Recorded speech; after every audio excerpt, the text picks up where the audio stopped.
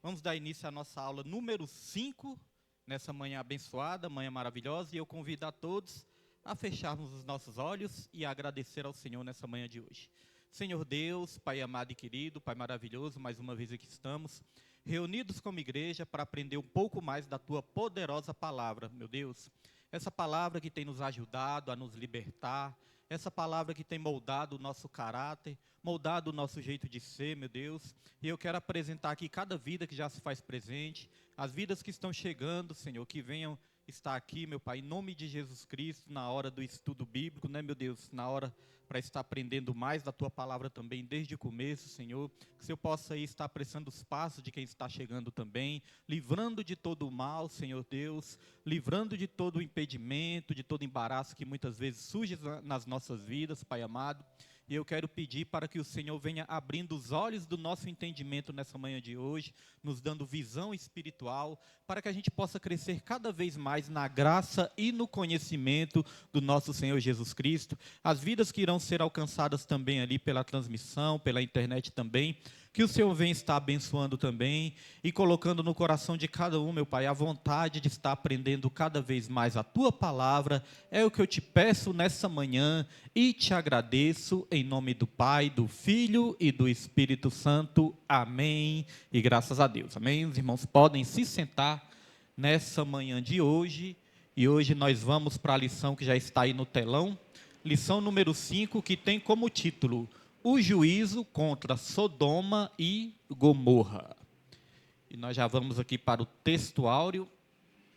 O texto áureo está em Gênesis, capítulo 18, versículo 32.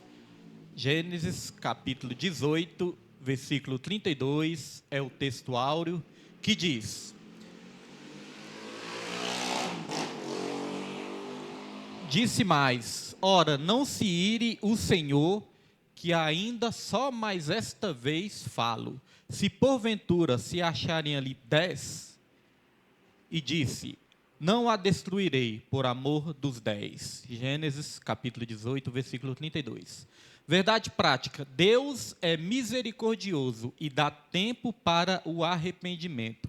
Mas quando o homem não quer, seu juízo é sem misericórdia. Irmãos, a palavra de Deus diz, né, que as misericórdias do Senhor não têm fim, que as misericórdias do Senhor são eternas. Mas aqui, como nós sempre dizemos, a Bíblia interpreta a própria Bíblia, né? Então a palavra de Deus diz que as misericórdias do Senhor não têm fim, mas é para aqueles que se arrependem, irmãos. Se não houver arrependimento, vai chegar um tempo que até mesmo a longanimidade de Deus tem um limite também. Pai do Senhor, irmã Leane, Pai do Senhor, irmã Ana Paula, irmã Leane.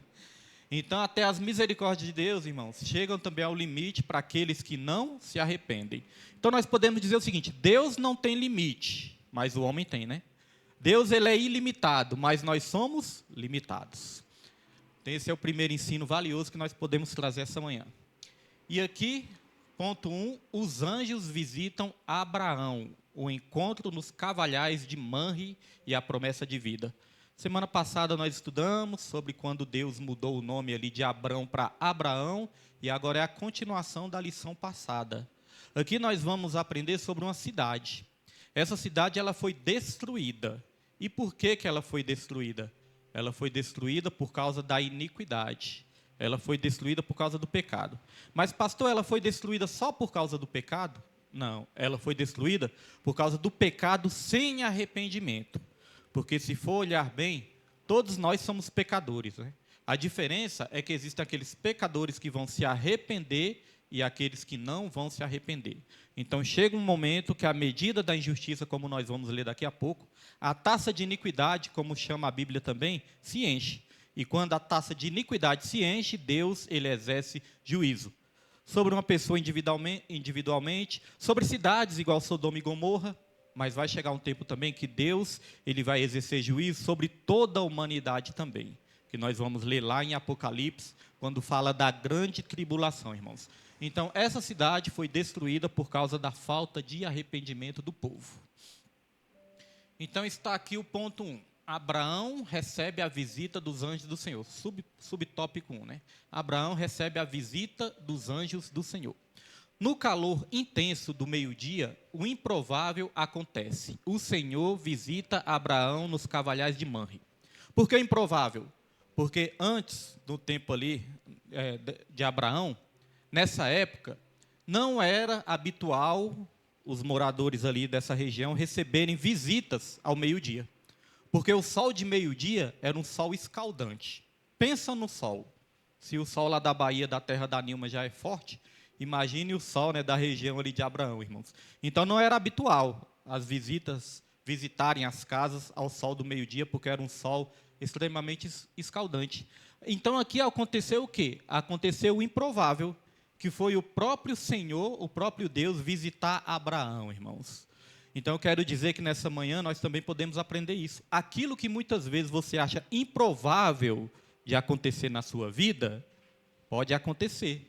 Quando Deus visitar a sua vida, quando Deus visitar o seu lar, quando Deus visitar a sua família, o improvável acontece. Minha filha, ela recebeu esses dias aí algo que ela chegou até a pensar, que poderia ser improvável, né? Que a probabilidade era pouca, mas ela recebeu de Deus. O improvável de Deus chegou na vida da minha filha um dia desses, e chega na vida de todos nós, quando nós estamos com a aliança com o Senhor. Semana passada falamos muito disso, de aliança, né? Abraão tinha uma aliança com Deus. Então o improvável chegou na vida dele. E hoje nós temos um aluno novo, né? Irmão Joabe, acho que é a primeira vez que vem. Irmã Ana Paula já veio uma vez. Irmão Joabe é a primeira vez que vem. Então vamos dar bem-vindo ao visitante, não, ao estreante aqui da aula, né, irmãos?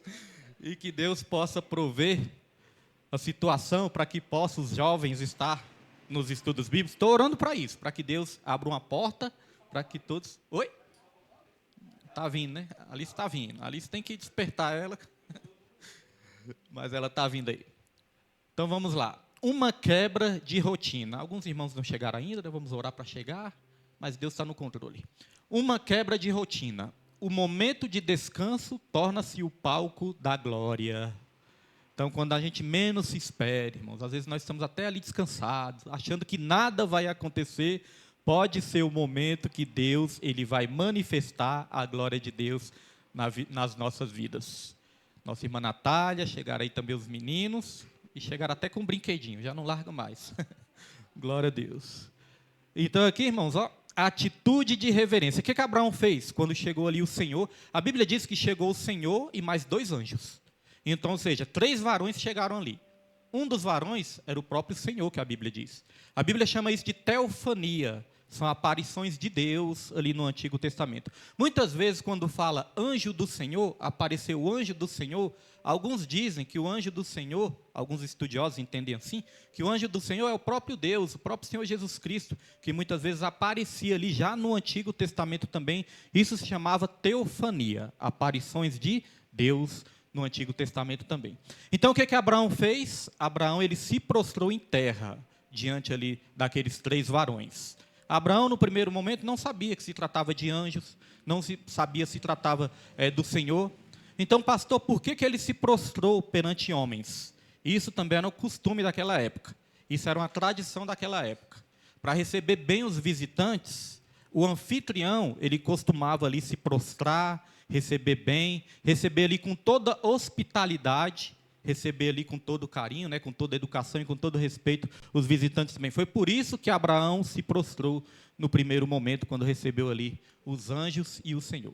E aqui no ponto 2, subponto 2, diz o seguinte: a hospitalidade de Abraão. A arte esquecida de servir. Aqui na lição diz que essa arte de servir está sendo o quê, irmãos? Esquecida. A arte de servir o próximo, a arte de compartilhar. Mas essa arte não pode sumir do meio da igreja.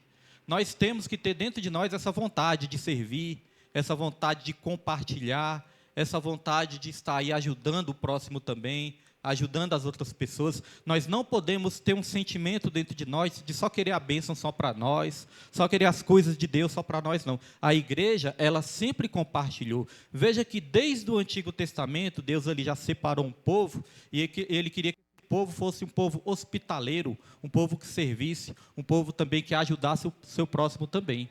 Então diz aqui, ó, a arte esquecida de servir.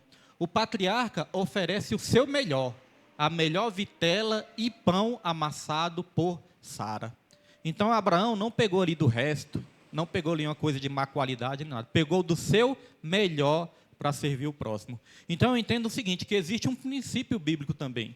Quando nós compartilhamos o nosso melhor, Deus ele vai dar sempre o que para nós? O melhor também, né? A vontade de Deus é qual? A vontade de Deus é que a gente compartilhe o que, irmãos? O melhor. É ou não é verdade?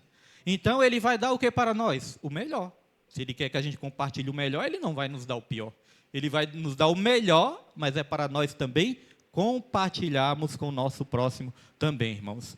Eu entendo que todos nós podemos compartilhar algo das nossas vidas, né? Tem pessoas que às vezes não têm muitas condições financeiras, então o melhor daquela pessoa não vai ser o financeiro, mas talvez o melhor daquela pessoa vai ser um conselho, vai ser um abraço, vai ser um carinho. O seu melhor, aquilo que você tem de melhor, você pode compartilhar com as pessoas. Tem pessoas que não precisam de dinheiro, então o seu melhor vai ser o quê? Companhia, dar ouvidos, um abraço.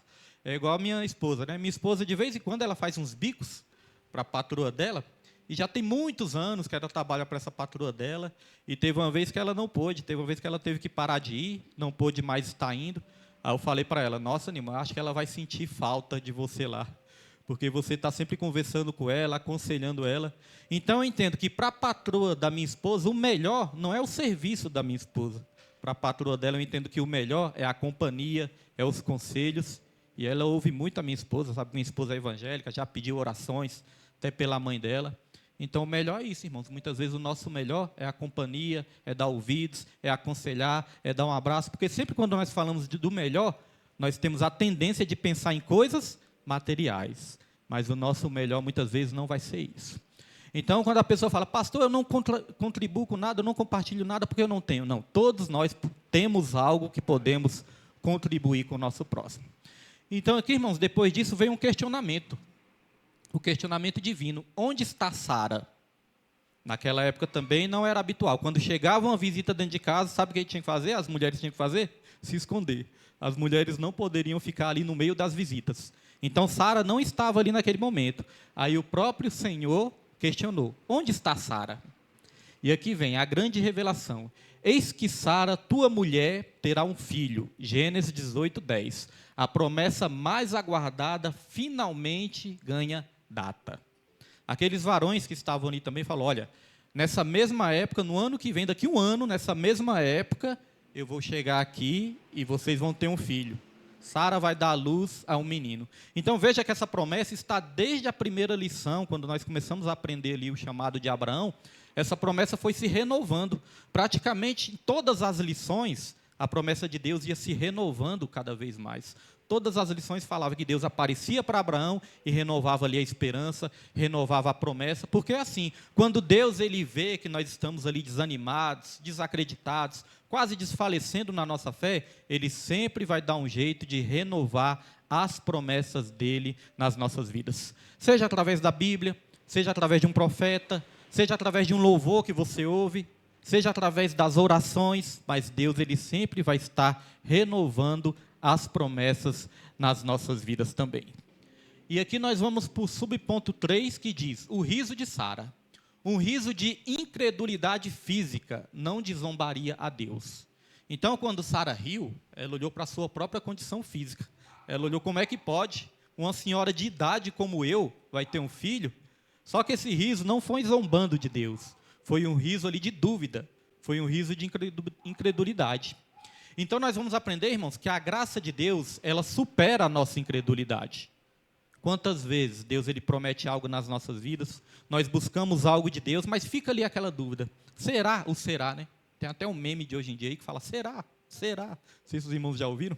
Tem um memezinho que fica falando isso. Será? Então, muitas vezes, vem esse será nas nossas vidas também.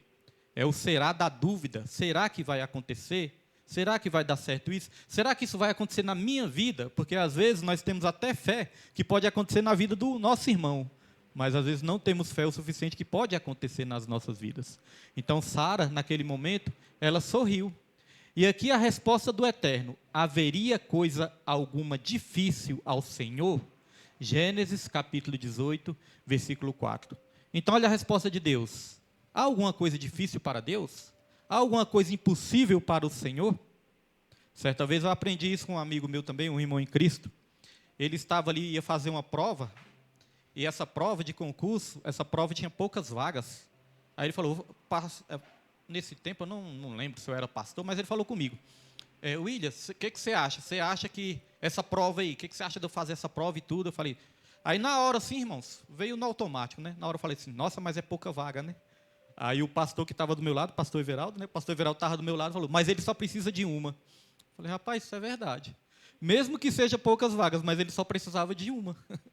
Então, se essa uma é para ser sua, irmãos, e se Deus tem esse propósito na sua vida, vai ser. Às vezes as pessoas deixam de fazer algo porque acham muito difícil, acham algo impossível, acham que não é para ela, mas, irmãos, para Deus, se existir uma chance, 1% de chance, isso aí para Deus não é nada. Porque não existe nada difícil para o Senhor. Para abrir esse ministério também, eu fiquei perguntando muito a Deus. Fiquei ali orando, buscando muito a direção do Senhor, porque esse será também aconteceu na minha vida, aconteceu na minha mente. Será, Senhor, que nós temos capacidade de dirigir uma igreja? Será que nós temos capacidade de estar à frente de uma igreja, como pastores dessa igreja? Então, o será também veio na minha mente, irmãos. Então, o será se tornou realidade, porque se não se tivesse tornado realidade, nós não estaríamos aqui ouvindo essa promessa de Deus que se cumpriu na minha vida, na vida da minha esposa e na vida dos meus filhos também. Então, meus irmãos, mesmo que a dúvida possa surgir em algum momento nas nossas vidas, a graça de Deus supera essa dúvida. E aqui diz, a graça supera a dúvida. Deus enxerga a fé oculta sobre a fragilidade humana e não desiste diante da nossa incredulidade.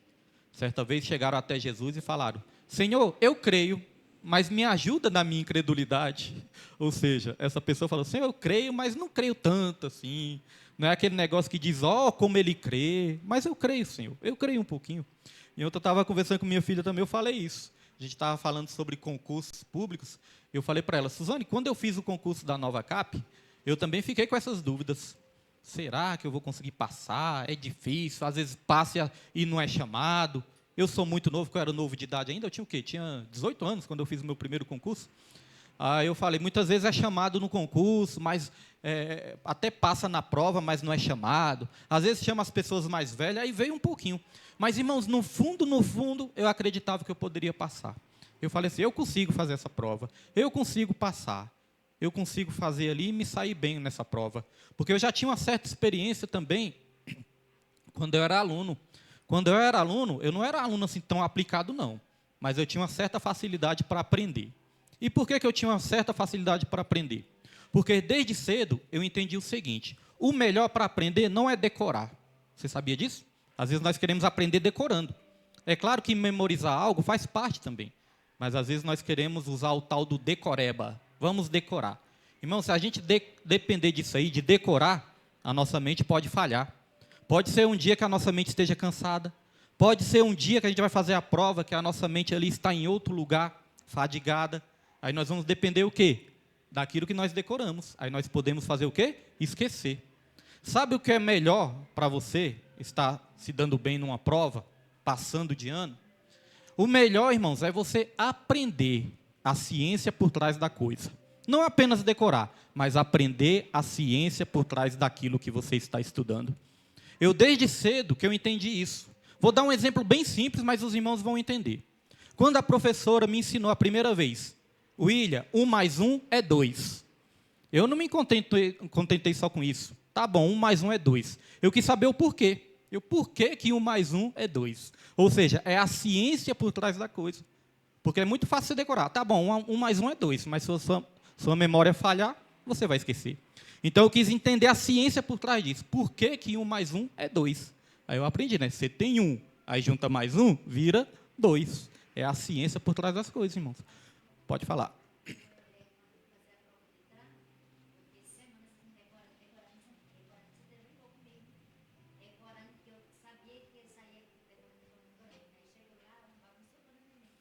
Atrapalhou tudo. Aí, esse exemplo da minha esposa é bom. Pegou aquelas placas do Detran ali, né? Aquelas legislação de trânsito, tanta coisa que tem no Detran ali. Aí ela quis só decorar. Foi bom você lembrar disso aí. Aí eu falei para ela mesmo, eu falei, Nilma, você não tem que decorar, você tem que aprender. Porque se você aprender, você não vai esquecer fácil. Agora, se você decorar, sua memória pode falhar. Então, por exemplo, quando você vê um Ezinho cortado, proibido estacionar, né? Aí você tem que entender por que esse traço, por que a placa é desse jeito, por que é só um traço e não é dois? Porque quando é dois é proibido parar e estacionar. Quando é só um é proibido estacionar. Então você sempre pergunta o porquê. Ah, tal coisa é assim, por que é assim? Então você vai aprender a ciência por trás de cada coisa, e quando você aprende é muito mais difícil você esquecer, irmãos.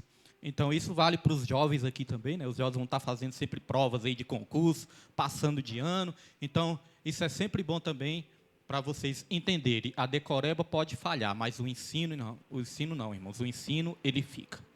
Então, a graça supera a dúvida, Deus enxerga a fé oculta sobre a fragilidade humana e não desiste diante da nossa incredulidade. Então, mesmo que a gente tenha as nossas fragilidades, as nossas limitações, Deus, ele nunca vai desistir de cumprir a promessa dele nas nossas vidas.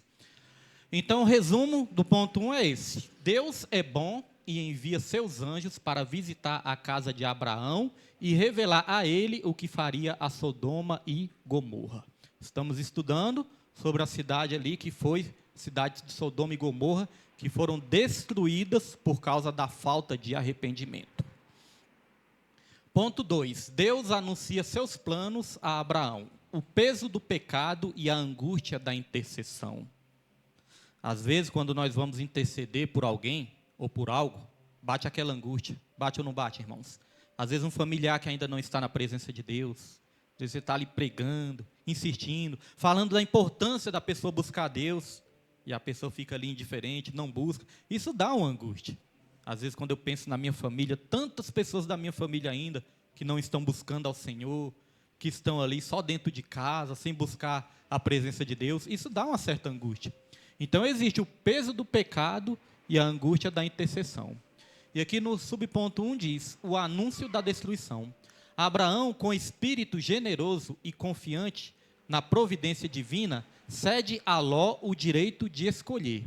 Ló, por sua vez, deixa-se guiar pela aparência externa das campinas férteis.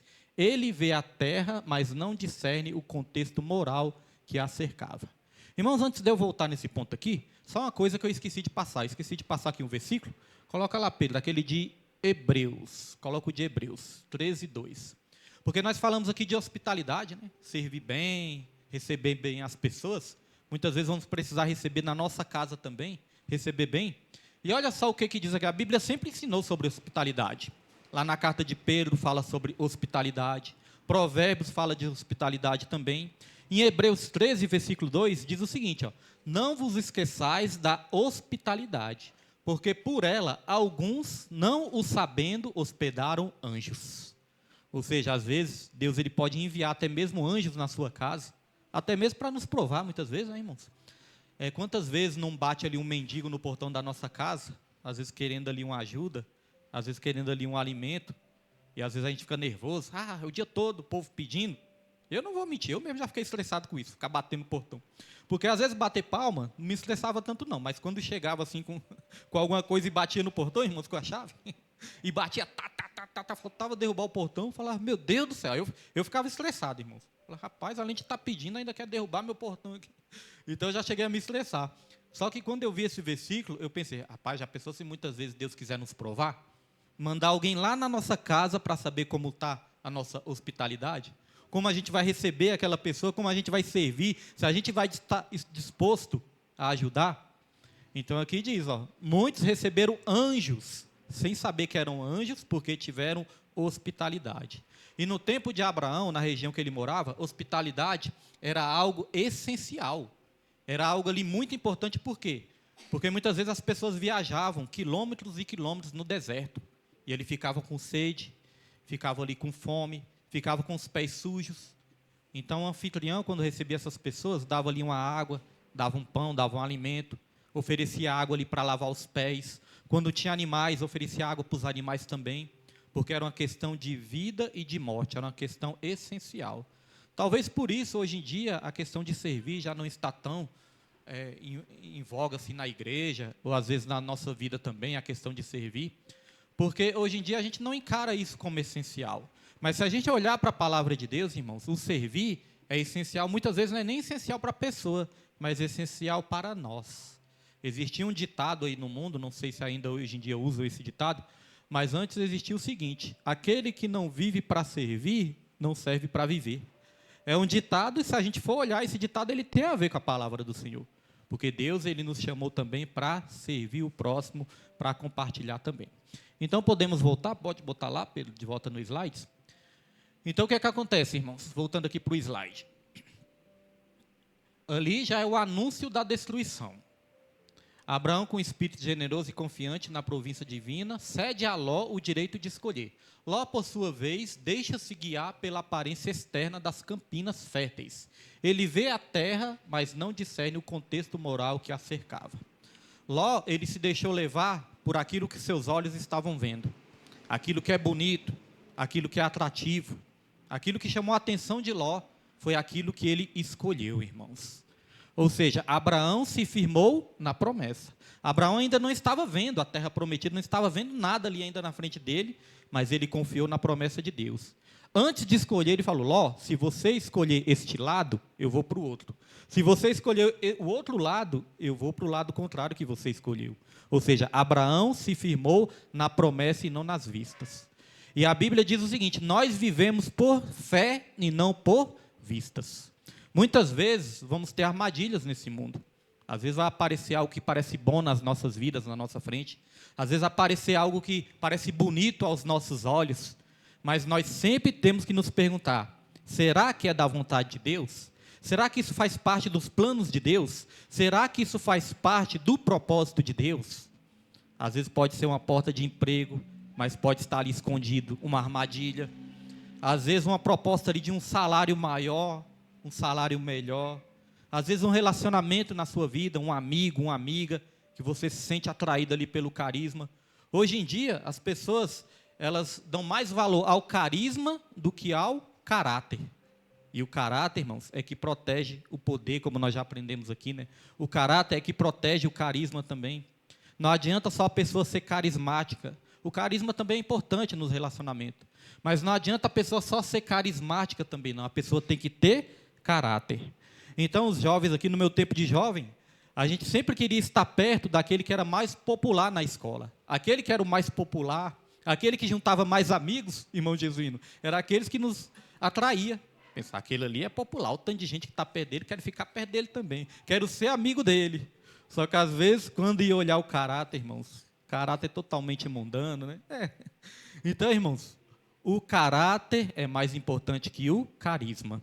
A Bíblia fala que até mesmo o demônio, ele pode se disfarçar de anjo de luz para nos enganar. E às vezes tem pessoas que são assim também. Chegam ali todos sorridentes, todos brincalhões, mas nós temos que ter sempre cuidado e sempre dar mais valor ao caráter. Então, olha só, Ló, ele foi pela aparência e escolheu a cidade de Sodoma e Gomorra. Só que eram cidades totalmente pecaminosas. Vejam que ele caiu numa armadilha, irmãos. Então, sempre temos que ir na direção de Deus e não na direção da vontade da nossa carne. E aqui o subponto 2 diz o seguinte: o pecado leva à destruição. O privilégio da intimidade. Deus revela seus planos aos seus fiéis. Salmos 25, versículo 14. Então, vale a pena ter o quê? Intimidade.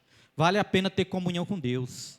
Nós sempre falamos, falta de direção é falta de comunhão. É claro que às vezes nós ficamos assim na dúvida: Senhor, eu vou por aqui, vou por ali, eu faço isso, eu faço aquilo, o que eu tenho que fazer? Mas, irmãos, quando nós temos comunhão, intimidade, quando nós buscamos a Deus, Deus ele sempre vai nos dar uma direção. Seja através de um versículo, através de alguém que vai nos aconselhar. Ele vai abrir a nossa visão espiritual e nós vamos enxergar o caminho certo. Estava falando aqui, acho que foi 2 aulas passadas, estava até incentivando os irmãos, aos irmãos começarem a anotar as orações e começar a observar quantas orações nossas não são respondidas, irmãos. Muitas são respondidas. Muitas orações que a gente faz são respondidas. E nós estamos tendo, eu comecei ali a organizar, a minha esposa está com um caderno de orações, e eu comecei a organizar no meu celular mesmo, ali no canto de anotações. Eu comecei a organizar todos os propósitos que eu estou fazendo e todos os propósitos que Deus ele já tem respondido. Do começo do ano para cá, Deus já respondeu vários, irmãos. E a partir do momento que eu comecei a organizar melhor, escrever os propósitos e observar, porque às vezes Deus ele até fazia e a gente nem reparava. Às vezes a gente até esquecia. Deus até faz e a gente nem passa batido. Agora, quando você organiza, irmãos, você vai observar. Eu dei o exemplo de um pregador, um evangelista famoso, que ele começou a anotar, desde o começo, que ele entregou sua vida para Jesus, desde o começo, irmãos, da sua vida com Cristo, até o final da sua vida, ele anotou todas as orações que ele fez, e ele anotou todas as orações que foram respondidas. Seja daquelas mais simples até as mais complicadas. Ele anotou tudo. E aí, irmãos, ele contabilizou no final da sua vida, ele contabilizou quantas orações Deus tinha respondido. Sabe quantas orações Deus respondeu na vida dele? 50.000 orações. E ele escreveu vários livros, ele foi usado para um grande avivamento, irmãos, ele deu esse testemunho de 50.000 orações, Deus, ele respondeu, irmãos.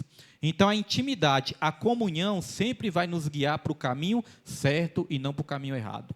Ló não tinha comunhão, caiu numa armadilha. Abraão tinha comunhão, irmãos, e Deus direcionou ele para o lugar certo. Então, olha só, o limite da tolerância. A iniquidade de Sodoma clamou aos céus. A santidade de Deus exige a investigação do pecado. Ou seja, nenhum pecado passa batido para Deus, irmãos. É isso que está dizendo aqui. Nenhum pecado passa longe dos olhos do Senhor. A Bíblia fala que os olhos do Senhor são como chamas de fogo, estão contemplando tudo. Às vezes nós podemos nos comportar bem na frente das pessoas, mas e no nosso secreto? E no nosso particular? Quando muitas vezes nós pensamos assim, não tem ninguém vendo mesmo, então não tem problema eu fazer isso. Mas os olhos do Senhor estão lá nos contemplando o tempo todo. Porque às vezes nós nos preocupamos mais com o que as pessoas vão pensar, né? Do que as pessoas vão dizer, do que nos preocupamos com o que Deus vai pensar, do que Deus vai achar daquilo que muitas vezes nós podemos fazer, né? Então, todo pecado está sobre a investigação de Deus e um dia pode chegar a tolerância final de Deus sobre as nossas vidas, irmãos. Avançando aqui no subponto 3, diz o seguinte, a intercessão. Aí, o que Abraão fez? Abraão começou a orar. Abraão começou a interceder. Então, veja que Abraão, ele tinha ali uma intimidade com Deus, uma comunhão com Deus, e ele fazia a vontade do Senhor. Mesmo Ló escolhendo o melhor, ele poderia ter ficado chateado com Ló, não é verdade? Ló escolheu o melhor, Ló ele cresceu o olho na terra que era para ser minha, ele poderia ter ficado magoado, poderia ter ficado ressentido com Ló, mas não. Quando ele ficou sabendo que Deus ia exercer juízo sobre aquela cidade, que Deus ia destruir aquela cidade, e Ló estava lá, o seu sobrinho, ele começou a ter o quê? Compaixão. Ele começou a interceder por Ló. De uns tempos para cá eu tenho começado a orar, porque sempre eu gostei de agradecer a refeição, antes de comer, né, todos nós temos que ter esse hábito, de agradecer a refeição. Então, eu tenho uma oração, irmãos, mais ou menos padrão, que eu agradeço a Deus, né? Falo, Deus, obrigado por este alimento, e que esse alimento, né, que o alimento no dia de hoje, também não falte na mesa daquele que está necessitando, que não falte para a minha família, que não falte para os meus irmãos, que não falte para os meus amigos, e que não falte nem para os meus inimigos também, Senhor, o alimento no dia de hoje. Porque foi isso que Deus nos ensinou, a interceder não somente por pessoas que nós gostamos, mas também orar até mesmo por aqueles que nos perseguem, aqueles que se fazem inimigos contra as nossas vidas. Nós temos que desejar também o bem para todos, irmãos, porque quando nós desejamos, o bem volta para nós também. Então, Abraão, ele começou a interceder por Ló, e aqui diz, na brecha pelos justos. Abraão suplica apaixonadamente por misericórdia aos inocentes. E aqui vem a perversidade confirmada. Anjos em Sodoma são cercados por homens ímpios e promíscuos. O livramento e a cegueira. Mensageiros ferem os sodomistas de cegueira e forçam a fuga de Ló e sua família antes do juízo final. Então, o que estava acontecendo aqui? Abraão começou a interceder, e aí é onde nós vemos o texto áureo e o texto base dessa lição também, né, que espero que os irmãos estejam lendo em casa, que o texto base, que é Gênesis 18, e o texto áureo, fala daquela intercessão de Abraão. E é uma coisa que eu achei até meio engraçada, assim, né, desde o começo que eu comecei a estudar esse texto, eu achei meio engraçado, porque Abraão chega para Deus e fala, Senhor, se nessa cidade tiver 50 justos, se nessa cidade tiver pelo menos 50, desse tanto de gente aí, se tiver pelo menos 50 justos ali, o Senhor promete não destruir a cidade? Aí Deus fala para Abraão, Abraão, se lá tiver 50 justos, eu não vou destruir. Abraão já viu que não tinha 50, né? Aí começou a baixar. Senhor, e se tiver 45? Aí Deus respondia. Deus é paciente, né, irmãos? Deus respondia, se tiver 45, eu não vou destruir a cidade. Senhor, e se tiver 35? E vai baixando, né? Se tiver 30, se tiver 35, se tiver 30, se tiver 25. E Deus sempre com paciência. Tá bom, se tiver 25 eu não destruo. Se tiver 15, Senhor. E Abraão, rapaz, o negócio está feio, né? Não tem nem 15. Senhor, se tiver 15. Deus falou, se tiver 15, eu não destruo. Aí Abraão chegou até 10. Senhor, e se tiver 10? Aí Deus falou, se tiver 10 justos nessa cidade, eu não vou destruir ela. Então veja, irmãos, a quantidade do pecado, né? A quantidade do pecado é maior do que a quantidade do arrependimento. Aí Abraão parou nos 10. Aí eu fui estudar, por que Abraão parou nos 10? Por que ele não foi até 1? Perguntando até 1. Aí eu entendi, estudando ali, eu entendi que antigamente a cultura da época também é que para formar uma congregação, um ajuntamento, uma congregação, era necessário no mínimo 10 pessoas para ser chamado de congregação. Se fosse menos de 10, não era considerado uma congregação. Então, quando chegou nos 10, Abraão falou, o negócio ficou feio mesmo, não vai ter como escapar, e Abraão orou até o limite, irmãos. E aí vem algo muito sério, algo muito perigoso. Se vocês for ler, certa vez o apóstolo João, ele falou o seguinte, que tem pecados que não adianta nem orar mais. Tem pecados, irmãos, que não adianta mais orar. E que pecados são esses, pastor? Aquele pecado onde não há arrependimento, onde a pessoa já peca deliberadamente, onde a pessoa peca propositalmente, onde a pessoa peca mesmo sabendo que é errado, não se arrepende e não para de pecar. Aí não adianta somente a oração. Então nós vemos que por maior que seja a graça de Deus, por maior que seja a vontade de Deus de perdoar, vai depender da pessoa também. Porque Deus, ele sempre vai respeitar a nossa vontade, irmãos. Deus sempre ele vai respeitar. E se a nossa vontade for morrer no pecado, infelizmente, Deus ele vai permitir isso também. Então chegou, né? O dia ali que estava se aproximando o juízo sobre aquela cidade. Porque, irmãos, como eu falei, existe um limite. Vou pedir para o Pedro colocar aí o versículo de Gênesis. Gênesis 16, versículo 15. Existe um limite. Esse limite na Bíblia é chamado de taça da iniquidade. Então você imagina uma taça. Essa taça ela vai se enchendo de iniquidade.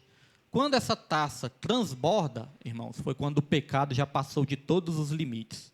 Aí quando a taça de iniquidade transborda, é quando Deus exerce o juízo.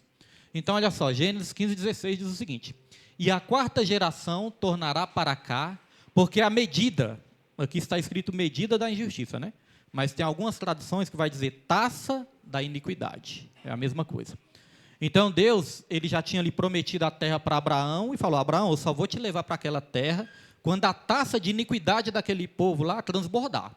A medida da injustiça daquele povo transbordar, aí você vai tomar de posse da terra. Então aqui diz, e a quarta geração tornará para cá, porque a medida da injustiça dos amorreus não está ainda cheia. Então veja, a medida não está ainda cheia, irmãos. Deus estava tendo o quê? Paciência, longanimidade, estava tendo ali bondade, misericórdia com aquele povo. Mas Deus ele avisou, vai chegar um dia que a taça da iniquidade, a medida da injustiça vai transbordar. E nesse dia eu vou exercer juízo sobre aquele povo. Isso aconteceu. Então, irmãos, a taça de iniquidade de uma pessoa, ela pode se encher. Deus ele pode ter paciência com aquela pessoa até que a taça se encha. A taça de iniquidade de uma cidade, igual Sodoma e Gomorra, pode se encher também, aí Deus exerce juízo. E o que nós vemos lá em Apocalipse, quando fala da grande tribulação?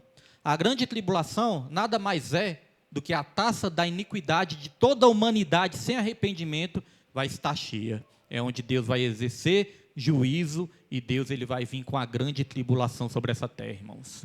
E lá em Apocalipse tem uma parte muito forte que eu acho, é que quando fala que vai ser tanta violência que vai acontecer, irmãos, tantas coisas ruins, tanto sofrimento, tanta angústia que vai acontecer, que muitos vão querer até se matar e não vão conseguir se matar. Muitos vão ter vontade de subir num prédio de 10 andares, se jogar dali de cima, mas a morte vai fugir dessas pessoas, porque Deus vai estar exercendo o juízo. Então imagine quanta dor, imagine quanto sofrimento, irmãos. Então nenhum de nós podemos brincar com o pecado. É só um pecadinho, é só mais essa vez, Só dessa vez, depois eu paro. Nós nunca sabemos aonde pode chegar, né? A medida da injustiça, a taxa de iniquidade sobre as nossas vidas, sobre a humanidade. Pedro, pode voltar para os slides aí. Então é uma questão muito séria, irmãos. Não podemos brincar com isso, né? É uma coisa assim que a gente aprende que com o pecado não se dialoga. Eva foi dialogar com a serpente, viu o que deu, né? Viu o que deu? Foi dialogar, dar papo para a serpente. Aí o que aconteceu foi que ela caiu em pecado. Então, resumo do ponto 2. Deus anuncia a Abraão o que ele estava prestes a fazer com Sodoma e Gomorra. Foi avisado. Deus, ele sempre avisa. Deus, ele avisa também através da palavra dele o que vai acontecer sobre essa terra. O juízo que vai vir sobre essa terra também. Na carta de Pedro, nós vemos que essa terra está preparada para o fogo. A Bíblia fala que os elementos se desfarão, os astros, as estrelas se desfarão, se derreterão e cairão sobre essa terra. O primeiro dilúvio foi o dilúvio de água. Aí Deus falou, eu prometo nunca mais mandar um dilúvio de água sobre essa terra. Mas vai vir outro dilúvio. O outro dilúvio agora não é mais de água. O outro dilúvio é de fogo, irmãos. Fogo vai cair sobre essa terra também. É o juízo de Deus. E aqui no terceiro e último ponto, fala da destruição de Sodoma e Gomorra. O dia em que a terra queimou sob a justiça divina. Eu estava vendo essa cena, né? Na tela até dá para ver melhor, a imagem aí é melhor. Imagine essa cena, irmãos. Fogo e enxofre. Eu não sei, mas se eu não me engano, lá no inferno vai ter esse negócio queimando também, né? Fogo e enxofre, lá no inferno. É isso, irmã Paula? Vai ter também, né? Então imagine, o inferno caiu sobre aquela cidade. O inferno desceu sobre a terra. Aí você olha, as nuvens totalmente tóxicas. Nuvem, quando é limpinha, é uma nuvem branquinha, né? Olha essas nuvens aí. Quando você queima um pneu, que é aquela poluição, é a nuvem preta que sobe para o alto. Olha essa nuvem, irmãos. Então imagine fogo, raio caindo sobre aquela terra, poluição. Eu creio que muitas pessoas ali naquela terra morreram até asfixiadas, né? Morreram ali pela fumaça, pela poluição, pelo fogo. Eu várias vezes, é muito difícil assim é difícil assim porque é algo muito dolorido, mas às vezes eu fico pesquisando sobre a bomba nuclear que jogaram lá no Japão, Hiroshima e Nagasaki, Estados Unidos jogou lá. Eu já li livros sobre isso, já vi documentários também, irmãos, foi algo tão triste.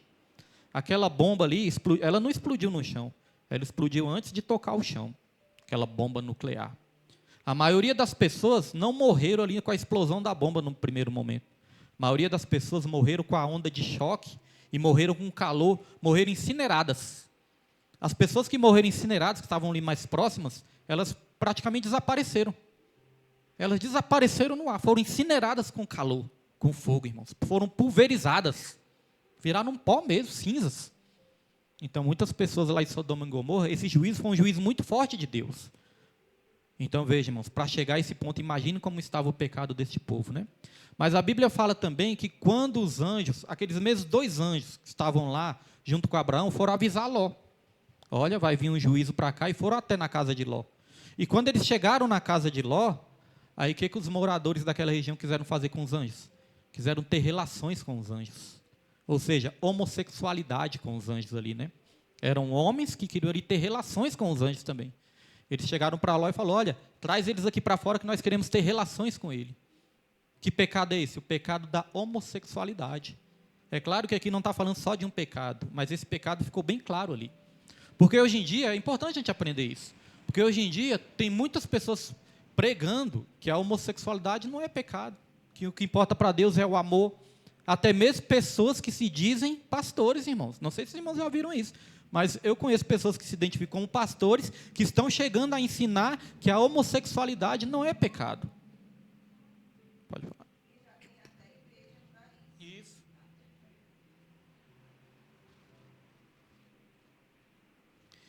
Igrejas que são chamadas inclusivas, né? Igrejas que são chamadas inclusivas. Não, tem que incluir. Aí nós temos que aprender uma coisa, irmãos. O céu é para todos, mas o céu não é para tudo. O céu aceita todos, mas não aceita tudo. O céu nos aceita quando nós temos um arrependimento nas nossas vidas. Aí tem um hino da harpa que diz, no céu não entra pecados, irmãos. Então o juízo de Deus vai vir sobre todo aquele que abriga o pecado sem arrependimento. Porque é bom frisar de novo, é bom voltar àquilo que nós ensinamos bem aqui no começo. O maior problema dessa cidade não foi o pecado, o maior problema foi o pecado sem arrependimento. Porque se fosse olhar a questão de misericórdia de Deus, ninguém merece misericórdia de Deus. Nós estamos num propósito também, eu e minha esposa e meus filhos, há bastante tempo, já tem vários meses já, que nós estamos orando para que tenha justiça sobre a nação, porque nós vivemos num país tão injusto também, né? Aí nós estamos pedindo justiça sobre a nação. Eu falei, Nilma, mas nós não temos que pedir só justiça, não. Nós temos que pedir justiça e misericórdia. Porque se pedir só justiça, não sobra nem a gente que está orando aqui. Então é justiça e misericórdia, irmãos. E a justiça de Deus é acompanhada da misericórdia dele, mas a misericórdia também é acompanhada na justiça. Lá na cruz uniu tudo isso. A justiça e a misericórdia de Deus também se uniu ali naquela cruz, irmãos. Então, subponto 1 diz o seguinte: Deus é o ponto 1 mesmo, hein? Que pode dar uma olhada aí, porque ele está 1 e 2. Dá uma olhada aí na revista. Está os dois juntos, né? Então, resumiu ali. Subponto 1 e o ponto 2. Deve ter dado uma resumida. Eu estou gostando desses slides, porque eles vêm resumidos, mas vêm bem resumidos, né? A gente não sai da ideia central ali da Bíblia, da lição, e não precisa ler tanto também. Então, olha só. Deus é fogo consumidor, mas sempre falo, leiam as revistas em casa, para vocês chegarem aqui já sabendo da lição. Deus é fogo consumidor. Uma catástrofe sem igual. O alerta à humanidade. Deus é amor, mas a sua justiça é inevitável. O nosso Deus é um fogo consumidor. Hebreus 12, versículo 28 e versículo 29. Nós não podemos nos agarrar a um atributo de Deus e esquecer os outros. Porque a maioria da humanidade, o problema está sendo esse, que a maioria da humanidade está abraçando só um atributo de Deus, que é o amor. Ah, mas Deus é amor, o que importa é amor, o que importa é amar. Isso está se tornando um pretexto até mesmo para pessoas ter relações homossexuais também. Ah, Deus ele quer que a gente se ame. Aí abraça só um atributo de Deus, que é o amor. Mas estão esquecendo também de abraçar o atributo da justiça. Deus ele é amor, mas ele é justo também. O pecado, ele tem que ser ali pago, irmãos. Jesus, ele pagou por todos os nossos pecados. Mas se nós abrigarmos pecados nas nossas vidas também, o juízo de Deus vai vir sobre nós. Então, quando a pessoa fala, mas Deus não é amor, tem muitas pessoas que falam isso, quando querem confrontar os cristãos. O cristão está pregando e a pessoa fala, mas Deus não é amor. É por isso que o crente sempre fala, Deus ele é amor, mas também ele é fogo consumidor. Consumiu Sodoma e Gomorra. Olha só, a tragédia dos escarnecedores. Os genros de Ló zombaram do aviso, desprezaram o aviso, não deram crédito ao aviso. Nós não vivemos num mundo assim também? Este mundo está desprezando os avisos de Deus. Pregação aí para todo lado, todo mundo pregando, agora tem internet, tem redes sociais, todo lado tem a pregação, mas o mundo ainda continua zombando. Estava vendo uma reportagem aí de um pastor, e esse pastor, ele estava pregando a palavra de Deus e mataram este pastor. Só que esse pastor ele estava pregando ali numa área de facção, irmãos, facções rivais, Comando Vermelho, essas facções aí, né? Aí esse pastor começou a pregar ali, aí eu entendo que esse pastor também, ele deixou de vigiar um pouco, porque a Bíblia fala que nós não podemos tentar ao Senhor Deus também, né? Nós temos que ter uma certa vigilância, e ele começou a pregar ali, ele começou a desafiar as facções, já virou um desafio a pregação dele. Aí, por permissão de Deus, é claro, mas foram lá e mataram este pastor. Aí, isso aí serviu para quê? Para as pessoas ali nos comentários começarem a zombar também. Ué, mas ele não era pastor? Não era homem de Deus? Por que morreu? Mas cadê o Deus que não protegeu ele? Então, muitas vezes, por falta de sabedoria da nossa parte, nós podemos trazer zombaria para o Evangelho, escândalo para o Evangelho também. Então, até para pregar, nós temos que ter sabedoria. O diabo não chegou para Jesus também e falou, se você realmente é o Filho de Deus, se jogue daqui dessa montanha, que Deus vai dar ordem aos seus anjos para que te segure e não deixe você se machucar. Aí Jesus Cristo respondeu o seguinte, mas também está escrito, não tentarás ao Senhor seu Deus. Então nós temos que ter cuidado com isso também, irmãos. O pastor ali, eu entendi que faltou ali uma certa vigilância, ele acabou morrendo também. E sobre a questão do pecado e da violência, eu vi outra coisa também, isso aí explodiu no dia de ontem, eu vi uma coisa, irmãos, uma violência tão grande que fizeram contra 2 crianças. uma criança de 7 anos e outra criança de 10 anos. Juntaram ali vários adolescentes, e um adulto estava ali no meio também. Levaram essa criança para um lugar lá e começaram a violentar essa criança, irmãos. E as próprias pessoas que estavam violentando, filmaram. Isso aí está nas redes sociais, tudo aí. Filmaram as crianças chorando, as crianças gritando, desesperadas. E eles filmaram, e enquanto as crianças choravam, eles estavam fazendo o quê? Rindo. Sorrindo da situação. Aí eu te pergunto, irmãos, nosso mundo não está pior do que Sodoma e Gomorra?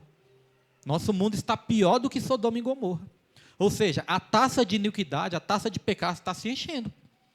E quando chegar no ponto máximo, Deus ele vai exercer juízo sobre essa terra. E eu entendo que não vai demorar muito, não. Aí nós podemos falar, ainda bem que eu sou crente. Nós temos que vigiar em primeiro lugar. Porque a Bíblia fala que o juízo vai começar por onde? Pela casa de Deus, pela casa do Senhor. Quanto mais é dado, mais é cobrado, irmãos. Então, essa lição, eu creio que não é para botar medo, terror em ninguém, mas é para botar dentro de nós aquele temor santo, né? A gente sair daqui com mais vontade de vigiar, a gente sair daqui com mais vontade de se santificar. A Bíblia fala, quem é limpo, limpe-se mais ainda. Mas quem é sujo, suje-se mais ainda. É tempo de nos libertar, de largar todo pecadinho de estimação, tudo aquilo que é embaraço nas nossas vidas, irmãos, nós temos que estar abandonando.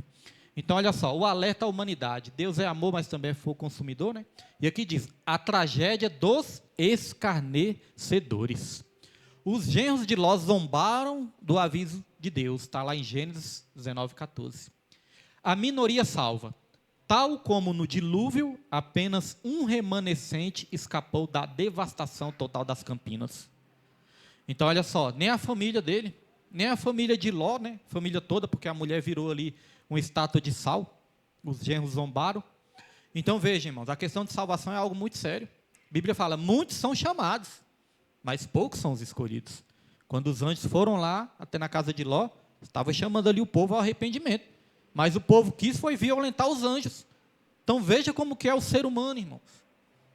Então Ló, né, teve que fugir, e ali a destruição, né, nas cenas ali, ó, fogo caindo dos céus e caindo nessa cidade.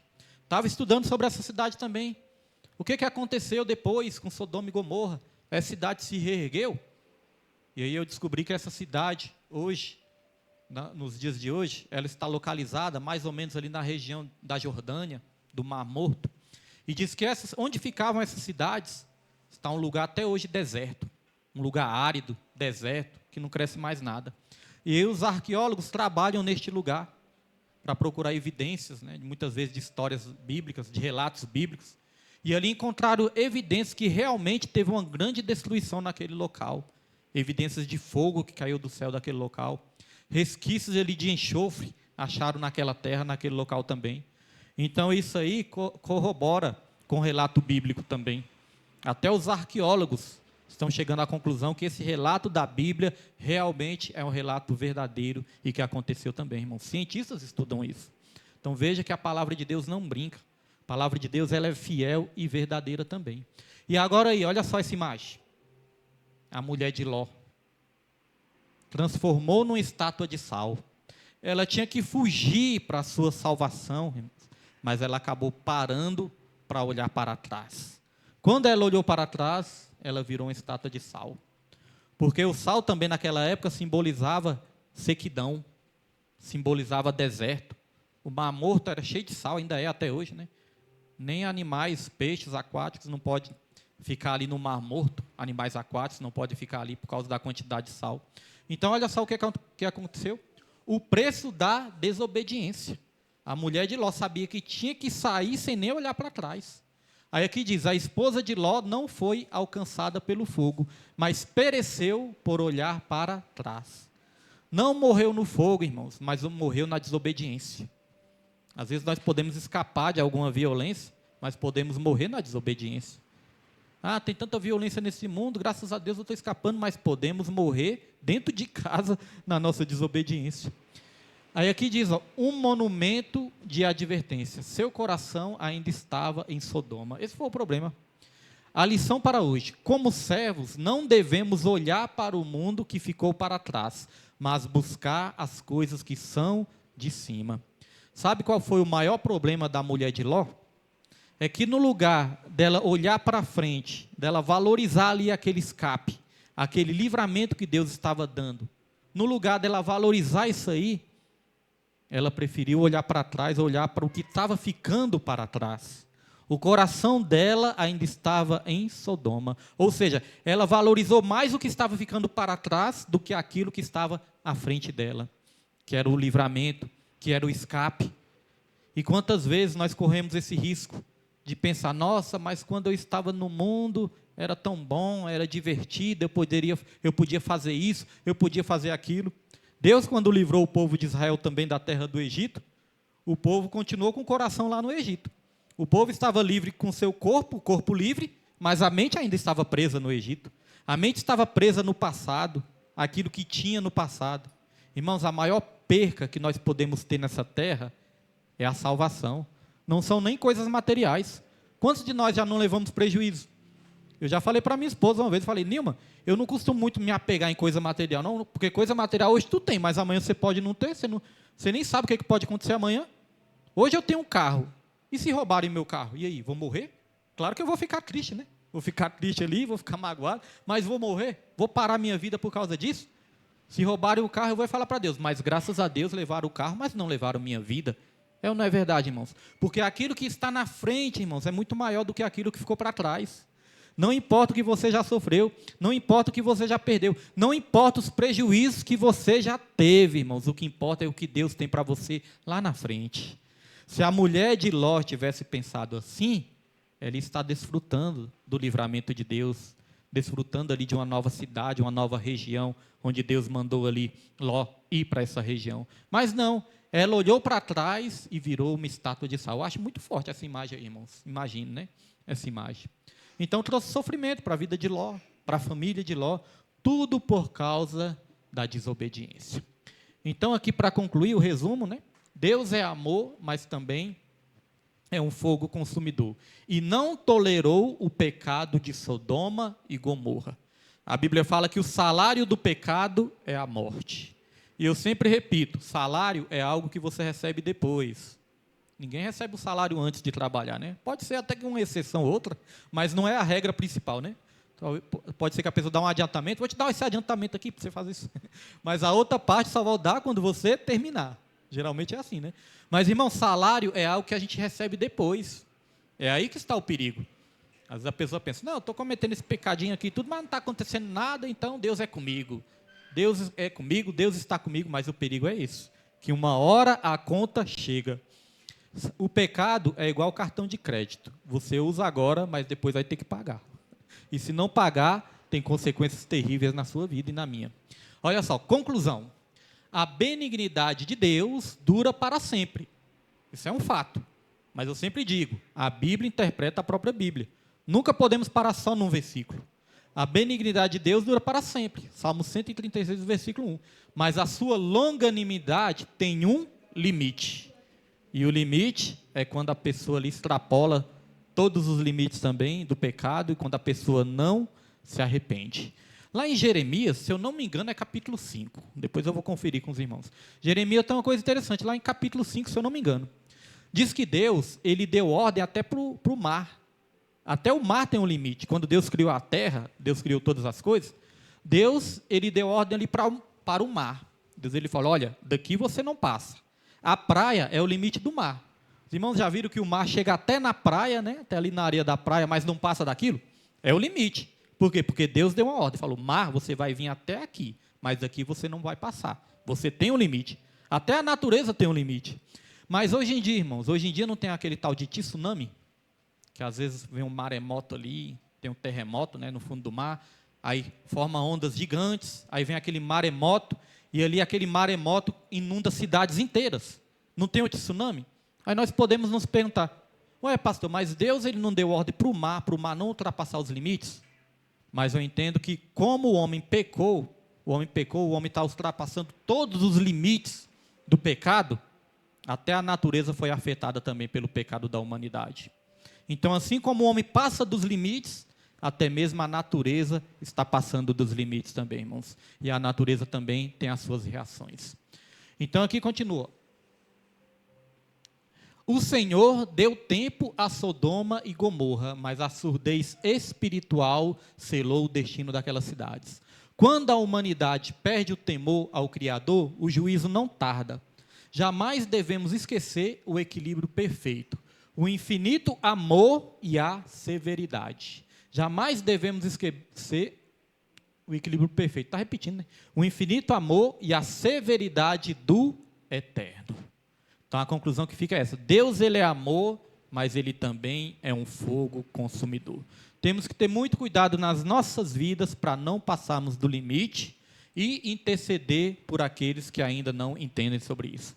Essa lição que você aprendeu, você pode ensinar na sua casa, na sua família, na sua vizinhança, no seu trabalho, aonde você for, você pode ensinar essa lição. Nunca mais nós vamos ouvir só aquela história: ah, mas Deus não é amor? É amor, mas também é fogo consumidor. Amém, igreja? Essa foi a lição de hoje. Vou pedir só para Nilma.